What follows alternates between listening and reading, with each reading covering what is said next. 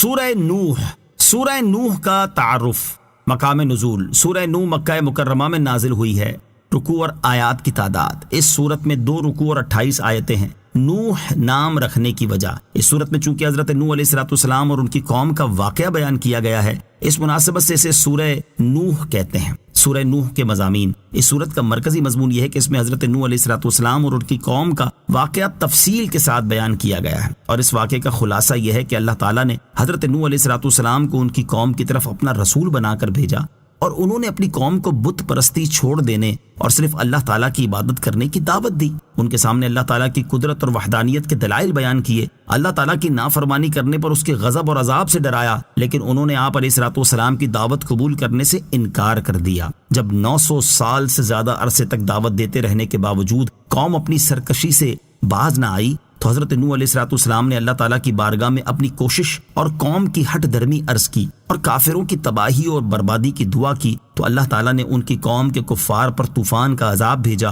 اور وہ لوگ ڈبو کر ہلاک کر دیے گئے۔ سورہ معارج کے ساتھ مناسبت، سورہ نوح کی اپنے سے ماقبل سورت معارج کے ساتھ مناسبت یہ ہے کہ سورہ معارج میں بتایا گیا کہ اللہ تعالیٰ اس بات پر قادر ہے کہ وہ مشرکین مکہ سے اچھے اور بہتر لوگ لے آئے، اور سورہ نوح میں بیان کیا گیا کہ حضرت نوح علیہ السلام کی قوم پر طوفان کا عذاب آیا جس سے تمام کافر غرق ہو گئے اور وہ لوگ زندہ بچے جو حضرت نوح علیہ السلام پر ایمان لائے تھے۔ اس طرح اس بات پر دلیل قائم ہو گئی کہ اللہ تعالیٰ جب چاہے ایک قوم کو ہلاک کر کے اس کی جگہ دوسری قوم لا سکتا ہے جو کہ ہلاک ہونے والوں سے بہتر ہو۔ بسم اللہ الرحمن الرحیم۔ ترجمہ،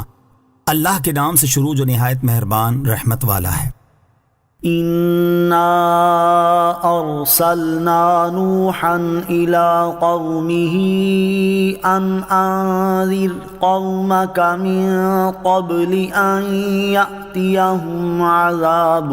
أَلِيمٌ۔ ترجمہ، بے شک ہم نے نوح کو اس کی قوم کی طرف بھیجا کہ اس وقت سے پہلے اپنی قوم کو ڈرا کہ ان پر دردناک عذاب آئے۔ اِنَّا أَرْسَلْنَا نُوحًا إِلَىٰ قَوْمِهِ، بے شک ہم نے نوح کو اس کی قوم کی طرف بھیجا۔ حضرت نوح علیہ السلام کی قوم بتوں کی پجاری تھی۔ اللہ تعالیٰ نے حضرت نوح علیہ السلام کو ان کی قوم کی طرف رسول بنا کر بھیجا اور انہیں یہ حکم دیا کہ وہ اپنی قوم کو پہلے سے ہی ڈرا دیں کہ اگر وہ ایمان نہ لائے تو ان پر دنیا و آخرت کا دردناک عذاب آئے گا، تاکہ ان کے لیے اصلاً کوئی عذر باقی نہ رہے۔ یاد رہے کہ حضرت نوح علیہ السلام وہ سب سے پہلے رسول ہیں جنہوں نے کفار کو تبلیغ کی، اور سب سے پہلے آپ علیہ السلام کی قوم پر ہی دنیاوی عذاب آیا۔ نوٹ: لوگوں میں مذہبی اختلاف کی ابتدا اور کفار کی طرف انبیاء اور رسول علیہ السلام مبعوث فرمائے جانے کی شروعات کا بیان سورہ بقرہ کی آیت نمبر 213 اور سورہ یونس کی آیت نمبر 19 کے تحت مذکور تفسیر میں گزر چکا ہے، اور حضرت نوح علیہ السلام کا واقعہ سورہ اعراف، سورہ ہود اور ان کے علاوہ متعدد سورتوں میں بیان ہو چکا ہے۔ قال یا قوم انی لکم نذیر مبین ان اعبدوا اللہ واتقوہ واطیعون یغفر لکم من ذنوبکم ویؤخرکم الی اجل مسمی ان اجل اللہ اذا جاء لا یؤخر لو کنتم تعلمون۔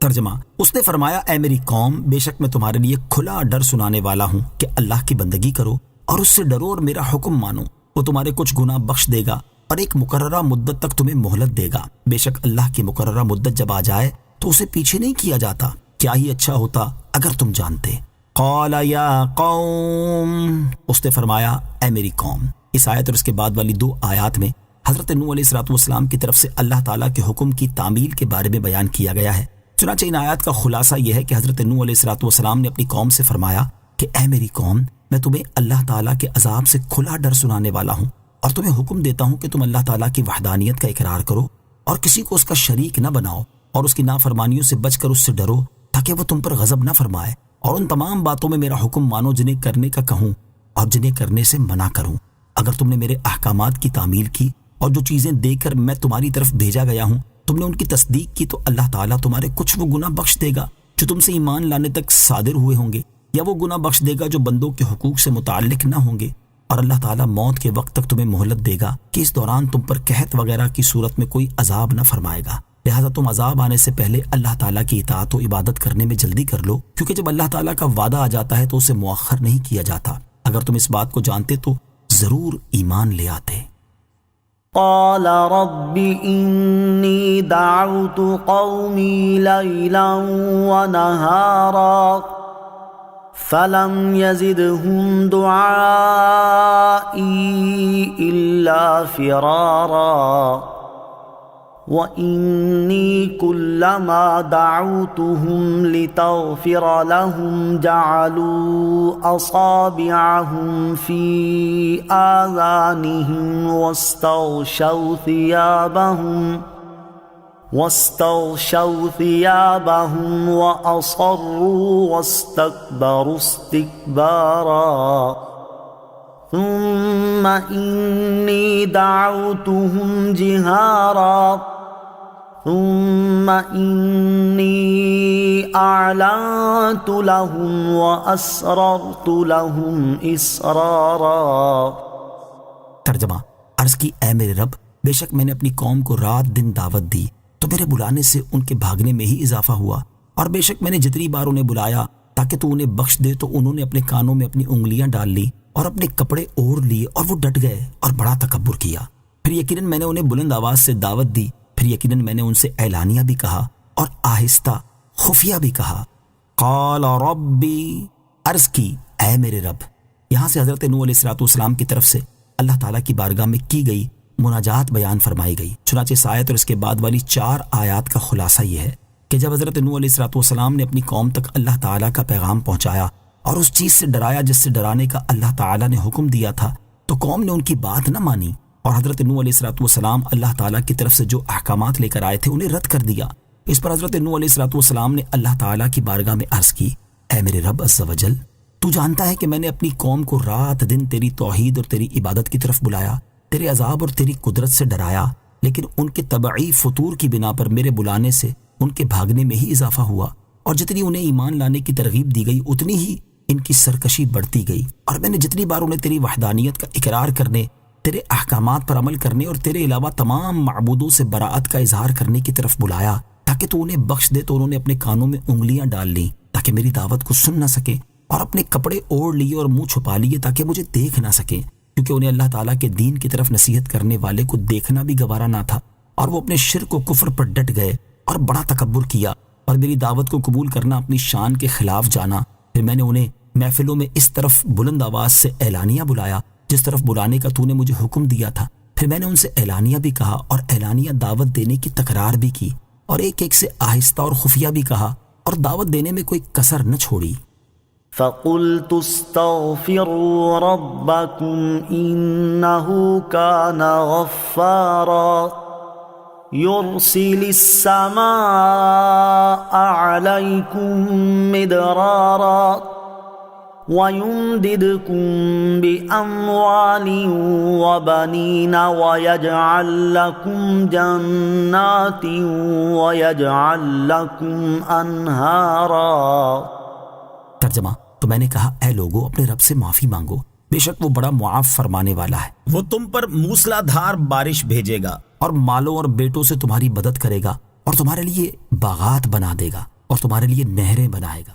فَقُلْتُ اسْتَغْفِرُوا رَبَّكُمْ، تو میں نے کہا اپنے رب سے معافی مانگو۔ یہاں سے یہ بتایا گیا ہے کہ حضرت نوح علیہ السلام نے اپنی قوم کو ترغیب دلا کر بھی اللہ تعالیٰ کی بارگاہ میں کفر و شرک سے توبہ کرنے کی دعوت دی۔ چنانچہ اس آیت اور اس کے بعد والی 2 آیات کا خلاصہ یہ ہے کہ حضرت نوح علیہ السلام کی قوم لمبے عرصے تک آپ علیہ السلام کو جھٹلاتی رہی تو اللہ تعالیٰ نے ان سے بارش روک دی اور 40 سال تک ان کی عورتوں کو بانجھ کر دیا، ان کے مال ہلاک ہو گئے اور جانور مر گئے۔ جب ان کا یہ حال ہوا تو حضرت نوح علیہ السلام نے ان سے فرمایا، اے لوگو تم اپنے رب عز و جل کے ساتھ کفر و شرک کرنے پر اس سے معافی مانگو اور اللہ تعالیٰ پر ایمان لا کر اس سے مغفرت طلب کرو تاکہ اللہ تعالیٰ تم پر اپنی رحمتوں کے دروازے کھول دے، کیونکہ اللہ تعالیٰ کی اطاعت اور عبادت میں مشغول ہونا خیر و برکت اور وسعت رزق کا سبب ہوتا ہے، اور کفر سے دنیا بھی برباد ہو جاتی ہے۔ بے شک اللہ تعالیٰ اسے بڑا معاف فرمانے والا ہے جو سچے دل سے اس کی بارگاہ میں رجوع کرے۔ اگر تم توبہ کر لو گے اور اللہ تعالیٰ کی وحدانیت کا اقرار کر کے صرف اسی کی عبادت کرو گے تو تو وہ تم پر موسلا دھار بارش بھیجے گا اور مال اور بیٹوں میں اضافے سے تمہاری مدد کرے گا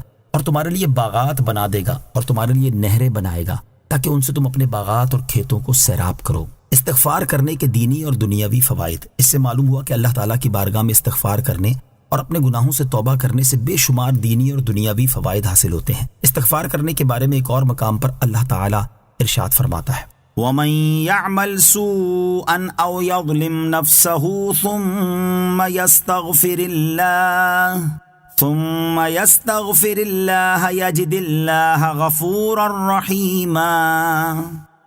ترجمہ، اور جو کوئی برا کام کرے یا اپنی جان پر ظلم کرے پھر اللہ سے مغفرت طلب کرے تو اللہ کو بخشنے والا مہربان پائے گا۔ اور ارشاد فرمایا، وَمَا كَانَ اللَّهُ مُعَذِّبَهُمْ وَهُمْ يَسْتَغْفِرُونَ۔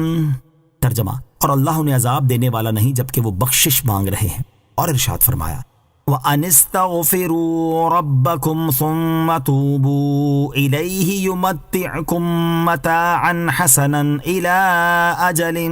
مُّسَمًّى۔ ترجمہ، اور یہ کہ اپنے رب سے معافی مانگو پھر اس کی طرف توبہ کرو تو وہ تمہیں ایک مقررہ مدت تک بہت اچھا فائدہ دے گا۔ حضرت ہود علیہ السلام نے اپنی قوم سے فرمایا، وَيَا قَوْمِ اسْتَغْفِرُوا رَبَّكُمْ ثُمَّ تُوبُوا إِلَيْهِ يُرْسِلِ السَّمَاءَ عَلَيْكُمْ مِدْرَارًا وَيَزِدْكُمْ قُوَّةً إِلَىٰ قُوَّتِكُمْ۔ ترجمہ، اور اے میری قوم تم اپنے رب سے معافی مانگو پھر اس کی بارگاہ میں توبہ کرو تو وہ تم پر موسلا دھار بارش بھیجے گا اور تمہاری قوت کے ساتھ مزید قوت زیادہ کرے گا۔ اور حضرت عبداللہ ابن عباس رضی اللہ تعالی عنہما سے روایت ہے، رسول اللہ صلی اللہ تعالی علیہ وسلم نے ارشاد فرمایا، جس نے استغفار کو اپنے لیے ضروری قرار دیا تو اللہ تعالیٰ اسے ہر غم اور تکلیف سے نجات دے گا اور اسے ایسی جگہ سے رزق عطا فرمائے گا جہاں سے اسے وہم و گمان بھی نہ ہوگا۔ یاد رہے کہ اولاد کے حصول، بارش کی طلب، تنگ دستی سے نجات اور پیداوار کی کثرت کے لیے استغفار کرنا بہت مجرب قرآنی عمل ہے۔ اسی سلسلے میں یہاں دو حکایات سماعت کیجیے۔ چنانچہ حضرت امام حسن رضی اللہ تعالیٰ عنہ ایک مرتبہ حضرت امیر معاویہ رضی اللہ تعالیٰ عنہ کے پاس تشریف لے گئے تو آپ رضی اللہ تعالیٰ عنہ سے حضرت امیر معاویہ رضی اللہ تعالیٰ عنہ کے ایک ملازم نے کہا کہ میں مالدار آدمی ہوں مگر میرے ہاں کوئی اولاد نہیں، مجھے کوئی ایسی چیز بتائیں جس سے اللہ عز و جل مجھے اولاد دے۔ آپ رضی اللہ تعالیٰ عنہ نے فرمایا، استغفار پڑھا کرو۔ اس نے استغفار کی یہاں تک کثرت کی کہ روزانہ 700 مرتبہ استغفار پڑھنے لگا۔ اس کی برکت سے اس شخص کے ہاں 10 بیٹے ہوئے۔ جب یہ بات حضرت امیر معاویہ کو معلوم ہوئی تو انہوں نے اس شخص سے فرمایا کہ تو نے حضرت امام حسن سے یہ کیوں نہ دریافت کیا کہ یہ عمل حضور نے کہاں سے فرمایا؟ دوسری مرتبہ جب اس شخص کو حضرت امام حسن سے ملاقات کا شرف حاصل ہوا تو اس نے یہ دریافت کیا۔ حضرت امام حسن رضی اللہ تعالیٰ عنہ نے فرمایا کہ تو نے حضرت ہود علیہ السلام کا قول نہیں سنا؟ تو انہوں نے فرمایا، وَيَزِدْكُمْ قُوَّةً إِلَىٰ قُوَّتِكُمْ۔ اور حضرت نوح علیہ السلام کا یہ ارشاد نہیں سنا، يُمْدِدْكُمْ بِأَمْوَالٍ وَبَنِينَ۔ اسی طرح حضرت حسن بصری رضی اللہ تعالیٰ عنہ کے پاس ایک شخص آیا اور اس نے بارش کی قلت کی شکایت کی۔ آپ رضی اللہ تعالیٰ عنہ نے اسے استغفار کرنے کا حکم دیا۔ دوسرا شخص آیا اور اس نے تنگ دستی کی شکایت کی تو اسے بھی یہی حکم فرمایا۔ پھر تیسرا شخص آیا اور اس نے نسل کم ہونے کی شکایت کی تو اس سے بھی یہی فرمایا۔ پھر چوتھا شخص آیا اور اس نے اپنی زمین کی پیداوار کم ہونے کی شکایت کی تو اس سے بھی یہی فرمایا۔ حضرت ربیع بن صبیح رحمۃ اللہ تعالی علیہ جو کہ وہاں حاضر تھے، انہوں نے عرض کی، آپ رضی اللہ تعالیٰ عنہ کے پاس چند لوگ آئے اور انہوں نے طرح طرح کی حاجتیں پیش کی۔ آپ نے سب کو ایک ہی جواب دیا کہ استغفار کرو۔ تو آپ رضی اللہ تعالیٰ عنہ نے ان کے سامنے یہ آیات پڑھی، استغفروا ربکم انہ کان غفارا یرسل السماء علیکم مدرارا وَيُمْدِدْكُمْ بِأَمْوَالٍ وَبَنِينَ وَيَجْعَلْ لَكُمْ جَنَّاتٍ وَيَجْعَلْ لَكُمْ أَنْهَارًا۔ ما لكم لا ترجون لله وقارا وقد خلقكم أطوارا۔ ترجمہ، تمہیں کیا ہوا کہ تم اللہ سے عزت کی امید نہیں رکھتے حالانکہ اس نے تمہیں کئی حالتوں سے گزار کر بنایا۔ ما لکم لا ترجون للہ وقارا، تمہیں کیا ہوا کہ تم اللہ سے عزت کی امید نہیں رکھتے۔ یہاں سے یہ بیان کیا گیا ہے کہ جب حضرت نوح علیہ السلام کی طرف سے ترغیب دینے کی بنا پر بھی ان کی قوم نے نصیحت حاصل نہ کی تو حضرت نوح علیہ السلام نے دعوت دینے کا ایک اور انداز اختیار کیا۔ چنانچہ اس آیت اور اس کے بعد والی آیت کا خلاصہ یہ ہے کہ حضرت نوح علیہ السلام نے اپنی قوم سے فرمایا، تمہیں کیا ہوا ہے کہ تم اللہ تعالیٰ پر ایمان لا کر اس سے عزت حاصل کرنے کی امید نہیں رکھتے، حالانکہ اس نے تمہیں کئی حالتوں سے گزار کر بنایا کہ پہلے تم نطفے کی صورت میں ہوئے، پھر تمہیں خون کا لوتھڑا بنایا، پھر گوشت کا ٹکڑا بنایا، یہاں تک کہ اس نے تمہاری خلقت کامل کی، اور تمہارا اپنی تخلیق میں نظر کرنا ایسی چیز ہے جو کہ اللہ تعالیٰ کی خالقیت، قدرت اور اس کی وحدانیت پر ایمان لانے کو واجب کرتی ہے۔ أَلَمْ تَرَوْا كَيْفَ خَلَقَ اللَّهُ سَبْعَ سَمَاوَاتٍ طِبَاقًا وَجَعَلَ الْقَمَرَ فِيهِنَّ نُورًا وَجَعَلَ الشَّمْسَ سِرَاجًا۔ ترجمہ، کیا تم نے دیکھا نہیں کہ اللہ نے ایک دوسرے کے اوپر کیسے 7 آسمان بنائے اور ان میں چاند کو روشن کیا اور سورج کو چراغ بنایا؟ الم ترو، کیا تم نے دیکھا نہیں؟ حضرت نوح علیہ السلام نے اپنی قوم کو اپنی جانوں میں غور کرنے کی دعوت دینے کے بعد عالم اور اس کے عجائبات میں غور کرنے کی دعوت دی۔ چنانچہ اس آیت اور اس کے بعد والی آیت کا خلاصہ یہ ہے کہ حضرت نوح علیہ السلام نے اپنی قوم سے فرمایا، کیا تم نہیں دیکھتے کہ اللہ تعالیٰ نے ایک دوسرے کے اوپر کیسے 7 آسمان بنائے اور ان آسمانوں میں چاند کو روشن کیا اور سورج کو چراغ بنایا کہ وہ دنیا کو روشن کرتا ہے، اور دنیا والے اس کی روشنی میں ایسے ہی دیکھتے ہیں جیسے گھر والے چراغ کی روشنی میں دیکھتے ہیں۔ سورج کی روشنی چاند کے نور سے مضبوط تر ہے، جیسا کہ ایک اور مقام پر اللہ تعالیٰ نے ارشاد فرمایا، هو الذی جعل الشمس ضیاء والقمر نورا۔ ترجمہ، وہی ہے جس نے سورج کو روشنی اور چاند کو نور بنایا۔ واللہ انبتکم من الارض نباتا ثم یعیدکم فیہا ویخرجکم اخراجا۔ ترجمہ، اور اللہ نے تمہیں سبزے کی طرح زمین سے اگایا، پھر تمہیں اسی میں لوٹائے گا اور تمہیں دوبارہ نکالے گا۔ واللہ، اور اللہ نے، یہاں سے دوبارہ انسان کی تخلیق سے اللہ تعالیٰ کی قدرت پر دلیل پیش کی۔ چنانچہ اس آیت اور اس کے بعد والی آیت کا خلاصہ یہ ہے کہ اللہ تعالیٰ نے تمہارے باپ حضرت آدم علیہ السلام کو زمین سے پیدا کیا اور تم انہی کی اولاد ہو، پھر اللہ تعالیٰ تمہیں موت کے بعد اسی میں لوٹائے گا اور تمہیں قیامت کے دن اس سے دوبارہ نکالے گا۔ واللہ جعل لکم الارض بساطا لتسلکوا منها سبلا فجاجا۔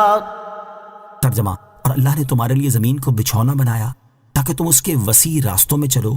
واللہ جعل لکم الارض بساطا، اور اللہ نے تمہارے لیے زمین کو بچھونا بنایا۔ اس آیت اور اس کے بعد والی آیت کا خلاصہ یہ ہے کہ حضرت نوح علیہ السلام نے قوم کو اپنے رب عز و جل کی نعمتیں یاد دلاتے ہوئے فرمایا کہ اللہ تعالیٰ نے تمہارے لیے زمین کو بچھونا بنایا تاکہ تم اس کے وسیع راستوں میں اس طرح بآسانی چلو جس طرح آدمی اپنے بستر پر چلتا ہے۔ قال نوح رب انہم عصونی واتبعوا من لم یزدہ مالہ وولدہ الا خسارا ومکروا مکرا کبارا وقالوا لا تذرن آلهتكم ولا تذرن ودا ولا سواعا ولا يغوث ويعوق ونسرا۔ ترجمہ، نوح نے عرض کی، اے میرے رب، بے شک انہوں نے میری نافرمانی کی اور ایسے کے پیچھے لگ گئے جس کے مال اور اولاد نے اس کے نقصان ہی کو بڑھایا، اور انہوں نے بہت بڑا مکر و فریب کیا، اور انہوں نے کہا تم اپنے معبودوں کو ہرگز نہ چھوڑنا اور ہرگز ود اور سواع اور یغوث اور یعوق اور نصر نامی بتوں کو نہ چھوڑنا۔ قال نوح نے عرض کی، حضرت نوح علیہ السلام نے اپنی قوم کو اللہ تعالیٰ کی طرف دعوت دی اور طرح طرح کے دلائل سے انہیں تنبیہ کی۔ اب یہاں سے ان لوگوں کی مختلف قولی اور فعلی قباحتیں بیان کی جا رہی ہیں۔ چنانچہ اس آیت اور اس کے بعد والی آیت کا خلاصہ یہ ہے کہ حضرت نوح علیہ السلام نے اللہ تعالیٰ کی بارگاہ میں عرض کی، اے میرے رب عز و جل، بے شک انہوں نے میری نافرمانی کی اور میں نے انہیں جو ایمان لانے اور استغفار کرنے کا حکم دیا تھا اس کو انہوں نے نہ مانا، اور میری نافرمانی کرنے میں ان کے عام غریب اور چھوٹے لوگ ان سرکش رئیسوں اور مال و اولاد والوں کی پیروی کرنے لگے جن کے مال اور اولاد نے ان کے نقصان ہی کو بڑھایا، اور وہ مال کے غرور میں مست ہو کر کفر و سرکشی میں بڑھتے رہے، اور ان امیر لوگوں نے بہت بڑے مکر و فریب کیے کہ انہوں نے مجھے جھٹلایا، لوگوں کو ایمان قبول کرنے اور میری دعوت سننے سے روکا، مجھے اور میری پیروی کرنے والوں کو ایذائیں پہنچائیں۔ مال اور اولاد کی کثرت راہ راست پر ہونے کی دلیل نہیں۔ اس سے معلوم ہوا کہ مال اور اولاد کی کثرت کسی کے راہ راست پر ہونے کی دلیل نہیں، بلکہ اکثر اوقات مال اور اولاد کی زیادتی دینی گمراہی اور اخروی ہلاکت کا سبب بن جاتی ہے۔ اللہ تعالیٰ نے مال اور اولاد کے بارے میں ارشاد فرمایا ہے، وَاعْلَمُوا أَنَّمَا أَمْوَالُكُمْ وَأَوْلَادُكُمْ فِتْنَةٌ وَأَوْلَادُكُمْ فِتْنَةٌ وَأَنَّ اللَّهَ عِندَهُ أَجْرٌ عَظِيمٌ۔ ترجمہ، اور جان لو کہ تمہارے مال اور تمہاری اولاد ایک امتحان ہے، اور یہ کہ اللہ کے پاس بڑا ثواب ہے۔ اور کفار کے مال و اولاد کے بارے میں ارشاد فرمایا، فَلَا تُعْجِبْكَ أَمْوَالُهُمْ وَلَا أَوْلَادُهُمْ إِنَّمَا يُرِيدُ اللَّهُ لِيُعَذِّبَهُمْ بِهَا فِي الْحَيَاةِ الدُّنْيَا وَتَزْهَقَ أَنفُسُهُمْ وَهُمْ كَافِرُونَ۔ ترجمہ، تو تمہیں ان کے مال اور ان کی اولاد تعجب میں نہ ڈالیں، اللہ یہی چاہتا ہے کہ ان چیزوں کے ذریعے دنیا کی زندگی میں ان سے راحت و آرام دور کر دے اور کفر کی حالت میں ان کی روح نکلے۔ اور مال اور اولاد کے حوالے سے مسلمانوں کو حکم ارشاد فرمایا، يا أيها الذين آمنوا لا تلهكم أموالكم ولا أولادكم عن ذكر الله ومن يفعل ذلك فأولئك هم الخاسرون۔ ترجمہ، اے ایمان والو، تمہارے مال اور تمہاری اولاد تمہیں اللہ کے ذکر سے غافل نہ کر دیں، اور جو ایسا کرے گا تو وہی لوگ نقصان اٹھانے والے ہیں۔ لہٰذا مسلمانوں کو چاہیے کہ کافروں کے مال و دولت اور آسائشوں کو دیکھ کر ان سے مرعوب نہ ہوں، اور اپنے مال اور اولاد کی وجہ سے اللہ تعالیٰ کی عبادت اور اس کے ذکر سے غافل نہ ہوں، بلکہ اس کی اطاعت و فرما برداری اور عبادت گزاری میں مصروف رہیں۔ وقالوا، اور انہوں نے کہا، یعنی اور مالدار کافروں نے اپنی عوام سے کہا کہ حضرت نوح علیہ السلام کی وجہ سے اپنے معبودوں کی عبادت ہرگز ترک نہ کرنا، اور ہرگز ود، سواع، یغوث، یعوق اور نصر کو نہ چھوڑنا۔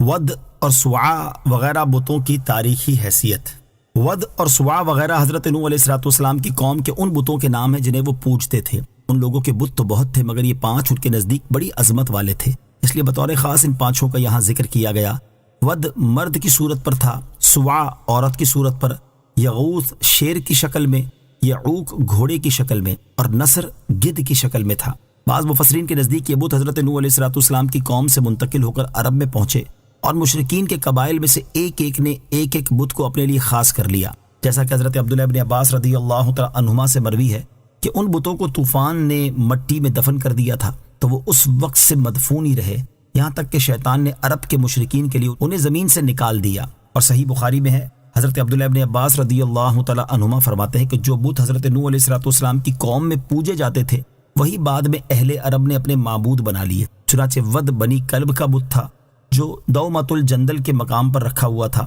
سوا بنی حزیل کا بت تھا، یغوث بنی مراد کا بت تھا، پھر بنی غطیف کا جو سبا کے پاس جوف میں تھا، یعوق ہمدان کا بت تھا، اور نصر ذوالکلا کی آل حمیر کا بت تھا۔ یعنی ود اور سوا حضرت نوح علیہ السلام کی قوم کے نیک آدمیوں کے نام ہیں۔ جب وہ وفات پا گئے تو شیطان نے ان کے دلوں میں یہ بات ڈالی کہ جن جگہوں پر وہ اللہ والے بیٹھا کرتے تھے وہاں ان کے مجسمے بنا کر رکھ دو، اور ان بتوں کے نام بھی ان نیک لوگوں کے نام پر ہی رکھ دو۔ لوگوں نے عقیدت کے طور پر ایسا کر دیا، لیکن ان کی پوجا نہیں کرتے تھے۔ جب وہ لوگ دنیا سے چلے گئے اور علم بھی کم ہو گیا تو ان مجسموں کی پوجا ہونے لگ گئی۔ بعض مفسرین فرماتے ہیں کہ اہل عرب تک وہ بت نہیں پہنچے بلکہ ان بتوں کے نام پہنچے، اور عرب والوں نے ان ناموں کے بعض بت تراش لیے اور ان کی پوجا کرنے لگ گئے، کیونکہ حضرت نوح علیہ السلام کے طوفان کے زمانے میں دنیا تہس نہس ہو گئی تھی، تو یہ بت کس طرح باقی رہ سکتے ہیں؟ اور جب وہ باقی نہیں رہے تو اہل عرب کی طرف کس طرح منتقل ہو سکتے ہیں؟ اور یہ کہنا بھی ممکن نہیں کہ حضرت نوح علیہ السلام نے ان بتوں کو کشتی میں رکھ لیا ہوگا، کیونکہ حضرت نوح علیہ السلام تو بت شکن تھے۔ لہٰذا یہ کس طرح کہا جا سکتا ہے کہ حضرت نوح علیہ السلام نے بتوں کی حفاظت کی کوشش کرتے ہوئے انہیں کشتی میں رکھ لیا تھا؟ حضرت محمد بن کعب قرظی رحمۃ اللہ تعالی فرماتے ہیں، ود اور سواع وغیرہ حضرت آدم علیہ السلام کے بیٹوں کے نام ہیں، یہ بہت عبادت گزار تھے۔ جب ان میں سے ایک شخص کا انتقال ہوا تو لوگ اس پر شدید غمزدہ ہوئے۔ یہ حال دیکھ کر شیطان انسانی شکل میں ان کے پاس آیا اور کہا، تم اپنے ساتھی پر غمگین ہو؟ لوگوں نے جواب دیا، ہاں۔ اس نے کہا، کیا میں تمہارے لیے اس جیسی تصویر بنا دوں جسے تم نماز پڑھتے وقت اپنے سامنے رکھ لینا، اور جب تم اسے دیکھو تو وہ ساتھی تمہیں یاد آ جائے اور تمہارے دل کو سکون نصیب ہو؟ لوگوں نے کہا، ہمیں یہ پسند نہیں کہ نماز پڑھتے وقت ہمارے سامنے کوئی ایسی چیز ہو۔ شیطان نے کہا، تو پھر تم اسے مسجد کے آخری کونے میں رکھ دو۔ لوگوں نے کہا، ہاں یہ ٹھیک ہے۔ چنانچہ شیطان نے ان کے لیے تصویر بنا دی، اور جب 5 اشخاص کا انتقال ہو گیا تو شیطان نے سب کی تصویریں بنا کر مسجد کے کونے میں رکھ دی۔ پھر ایک وقت وہ آیا کہ لوگوں نے اللہ تعالیٰ کی عبادت چھوڑ کر ان تصویروں کی پوجا شروع کر دی، یہاں تک کہ اللہ تعالیٰ نے حضرت نوح علیہ السلام کو بھیجا جنہوں نے ان لوگوں کو اللہ تعالیٰ کی وحدانیت اور عبادت کی طرف دعوت دی۔ وَقَدْ أَضَلُّوا كَثِيرًا وَلَا تَزِدِ الظَّالِمِينَ إِلَّا ضَلَالًا۔ ترجمہ، اور بے شک انہوں نے بہت سے لوگوں کو گمراہ کر دیا، اور تو ظالموں کی گمراہی میں ہی اضافہ کر۔ وقد اضلوا کثیرا، اور بے شک انہوں نے بہت سے لوگوں کو گمراہ کر دیا۔ حضرت نوح علیہ السلام نے جب اپنی قوم کے رئیسوں کی وہ بات بیان کی جو انہوں نے اپنی پیروی کرنے والوں سے کہی تھی، تو اس کے بعد عرض کی اور بے شک انہوں نے بہت سے لوگوں کو گمراہ کر دیا ہے۔ اس کا ایک معنی یہ ہے کہ یہ بت بہت سے لوگوں کے لیے گمراہی کا سبب بنے ہیں، اور دوسرا معنی یہ ہے کہ قوم کے رئیسوں نے بتوں کی عبادت کرنے کا حکم دے کر بہت سے لوگوں کو گمراہ کر دیا ہے۔ اور جب حضرت نوح علیہ السلام کو وحی کے ذریعے معلوم ہو گیا کہ جو لوگ ایمان لا چکے ہیں ان کے علاوہ قوم میں سے اور لوگ ایمان لانے والے نہیں، تب آپ علیہ السلام نے یہ دعا کی کہ اے میرے رب عز و جل، تو بتوں کی پوجا کرنے والے مشرکین کی گمراہی میں ہی اضافہ کر اور اب انہیں ایمان لانے کی توفیق ہی نہ دے۔ مما خطيئاتهم أغرقوا فأدخلوا نارا فلم يجدوا لهم من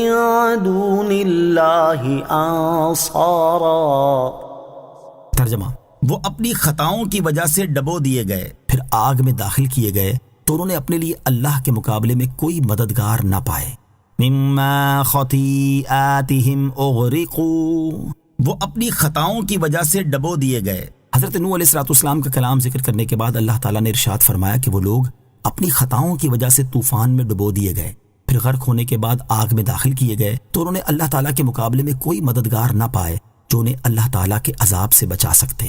قبر کا عذاب برحق ہے۔ اس آیت سے ثابت ہوا کہ قبر کا عذاب برحق ہے، کیونکہ حضرت نوح علیہ السلام کی قوم غرق ہونے کے بعد ہی آگ میں داخل کر دی گئی، اور یہ بات واضح ہے کہ یہ جہنم کی آگ نہیں ہو سکتی، کیونکہ اس آگ میں کفار قیامت کے دن ہی داخل کیے جائیں گے، اور ابھی قیامت واقع نہیں ہوئی۔ یاد رہے کہ بعض گناہگار مسلمانوں یا کفار پر ہونے والا قبر کا عذاب زمین میں دفن ہونے پر ہی موقوف نہیں، بلکہ جس انسان کو عذاب ہونا ہے وہ جہاں بھی مرے اور مرنے کے بعد اس کا جسم کہیں بھی ہو اسے عذاب ہوگا، کیونکہ عذاب قبر سے مراد وہ عذاب ہے جو مرنے کے بعد ہو، چاہے مردہ زمین میں دفن ہو یا نہ ہو۔ اور اس عذاب کو عذاب قبر اس لیے کہتے ہیں کہ زیادہ تر مردے زمین میں ہی دفن کیے جاتے ہیں۔ گناہگار مسلمانوں کے لیے عبرت اور نصیحت کا مقام۔ اس آیت میں ان مسلمانوں کے لیے بھی بڑی نصیحت اور عبرت ہے جو نیکیوں سے دور اور گناہوں میں مصروف رہتے ہیں، کیونکہ حضرت نوح علیہ السلام کی قوم پر طوفان کا عذاب آنے کی وجہ ان کے گناہ تھے، لہٰذا گناہ کرنے والوں کو ڈر جانا چاہیے کہ کہیں گناہوں کی وجہ سے اللہ تعالیٰ ان کی بھی دنیا میں ہی گرفت نہ فرما لے، پھر انہیں قبر و آخرت کے عذاب میں مبتلا کر دے، اور اگر گناہوں کی وجہ سے ایمان برباد ہو گیا اور کفر کی حالت میں موت واقع ہوئی تو پھر ہمیشہ کے لیے جہنم کا عذاب بھگتنا پڑے گا۔ اللہ تعالیٰ ارشاد فرماتا ہے وَقَوْمَ نُوحٍ لَمَّا كَذَّبُوا الرُّسُلَ أَغْرَقْنَاهُمْ وَجَعَلْنَاهُمْ لِلنَّاسِ آيَةً وَأَعْتَدْنَا لِلظَّالِمِينَ عَذَابًا أَلِيمًا۔ ترجمہ، اور نوح کی قوم کو جب انہوں نے رسولوں کو جھٹلایا تو ہم نے انہیں غرق کر دیا اور انہیں لوگوں کے لیے نشانی بنا دیا، اور ہم نے ظالموں کے لیے دردناک عذاب تیار کر رکھا ہے۔ اور ارشاد فرمایا بلا من کسب سیئۃ واحاطت به خطیئته فاولئک اصحاب النار هم فیها خالدون۔ ترجمہ، کیوں نہیں، جس نے گناہ کمایا اور اس کی خطا نے اس کا گھیراؤ کر لیا تو وہی لوگ جہنمی ہیں، وہ ہمیشہ اس میں رہیں گے۔ اللہ تعالی ہمیں اپنے اعمال کی اصلاح کرنے، گناہوں سے بچنے اور نیک اعمال کرنے کی توفیق عطا فرمائے، آمین۔ وقال نوح رب لا تذر على الأرض من الكافرين ديارا إنك إن تذرهم يضلوا عبادك ولا يلدوا إلا فاجرا كفارا۔ ترجمہ، اور نوح نے عرض کی اے میرے رب، زمین پر کافروں میں سے کوئی بسنے والا نہ چھوڑ، بے شک اگر تو انہیں چھوڑ دے گا تو یہ تیرے بندوں کو گمراہ کر دیں گے، اور یہ اولاد بھی ایسی ہی جنیں گے جو بدکار بڑی ناشکری ہوگی۔ وقال نوح الرب، اور نوح نے عرض کی اے میرے رب۔ اس آیت اور اس کے بعد والی آیت کا خلاصہ یہ ہے کہ جب اللہ تعالیٰ کی طرف سے وحی آنے کے بعد اور کئی صدیوں تک تبلیغ کرنے کے باوجود قوم کے کفر پر ہی قائم رہنے کی وجہ سے حضرت نوح علیہ السلام کو یقین ہو گیا کہ یہ لوگ ہدایت پر آنے والے نہیں، تو آپ علیہ السلام نے اللہ تعالیٰ کی بارگاہ میں عرض کی اے میرے پروردگار عز و جل، زمین پر ان لوگوں میں سے کوئی بسنے والا نہ چھوڑ جنہوں نے تیرے ساتھ کفر کیا اور تیری طرف سے آنے والے احکامات کا انکار کیا۔ بے شک اگر تو ان سب کو یا ان میں سے بعض کو زمین پر چھوڑ دے گا اور ہلاک نہ فرمائے گا تو یہ تیرے بندوں کو راہ حق سے گمراہ کر دیں گے، اور یہ اولاد بھی ایسی ہی جنیں گے جو بدکار اور بڑی ناشکری ہوگی۔ رب اغفر لي ولوالدي ولمن دخل بيتي مؤمنا وللمؤمنين والمؤمنات ولا تزد الظالمين إلا تبارا۔